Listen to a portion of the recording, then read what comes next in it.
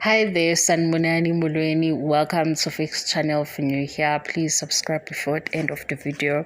If returning, thank you for love and support. I appreciate you. Kunento ekufanele ngiyi-address ukuze abanye bekhululeke.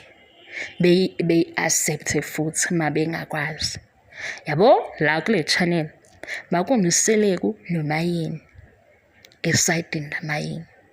Makuwumseleku noma yini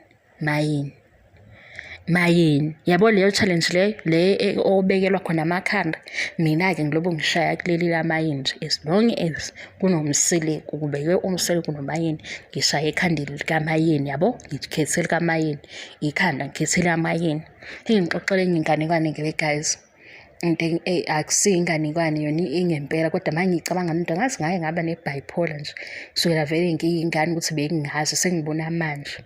Kodwa sukani-ke kwi-bipolar yami ngoba angifuni nibe serious, angikho serious. Ubaba unokungixoxela ukuthi ngiyingane ngangithanda uBeyonce into engayaziwa ngize ngithi ngizobhala incwadi ngibhalele uBeyonce njalo abazali bami bakhona guys, ngizobhala incwadi ngibhalele uBeyonce angilande ngoba ngiyingane yakhe azongilanda la eSouth Africa kanjani. Angisifuni leso story manje kodwa ubaba unakho zokungikhumbuza leyo nto ukuthi hey uBeyonce usecula amaculo athini ngoba shothi ngangimthanda ngaleyo ndlela.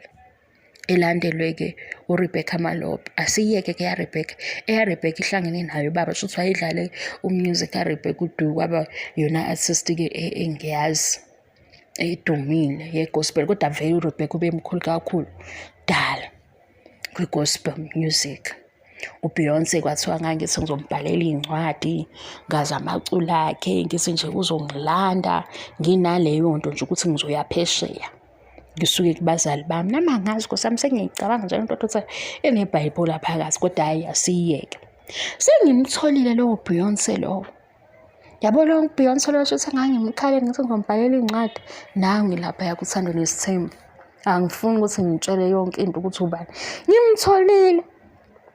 Ngoba guys into ayenza kwi-anger yami lo Beyonce wakuThando Nesithembu i-bubble bath ayishaya kule anger yami into angigezela yona uyabo khona indawo nje uzithi i-anger yami mayivuka ngimuzwe sihamba la awu ngithi wema phela mina kwathiwa uyabo zikhona ezinye izinto okukhuzwa kuzona kuthiwa ungayikhuluma izinto ey'njani ungayikhuluma zinjani yabo hayibo.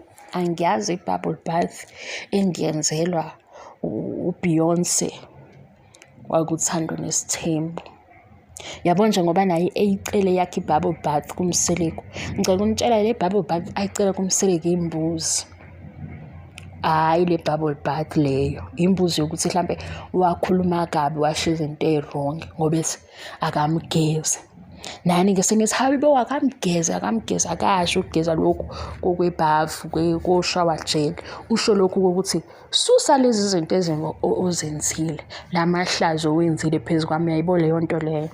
Manje nami-ke ngine yona ayingakanani kodwa iyagezeka nje manje ngamubona manje ngamuzwa ekhuluma ngithi mina kuyasiza ukukhuluma ngoba manje uma ukhuluma kungcono ngokuthi usheshe uqondakala ukuthi yini inkinga. Nike nimbone umuntu othula enisabise kodwa nifisa ukuthi engazivulela bani isifuba sakhe ukuze simsize. Kanti lo othethe ukuthela ekhulume kuyazwakala kulezi nkulumo ezihamba nentukuthelo ukuthi konakaliphi kulungiswephi. Shuthi kuBeyonce-ke nangu lwe engangimkhalela ngithi ngizombhalela incwadi ngithi akezongithatha ngiyoba ingane yakhe.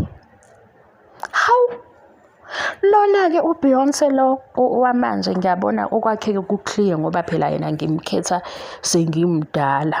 Loyana-ke ayi angazi nami lo waphesheya shuthi ngangisaphethwe ubungane ngiphethwe yileyo nto leyo noma abangani bami babethanda kakhulu uBeyonce shuthi nami ngase ngiba nothando lakhe ngoba hhayi angimnakile ngaleyo ndlela lo wa-Jay-Z. Mina ngithanda lo owasoshabeni.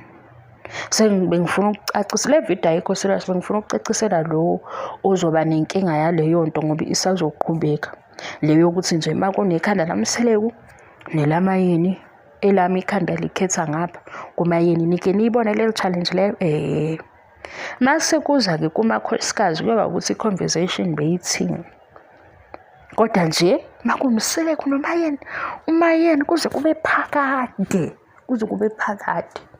Bye bye.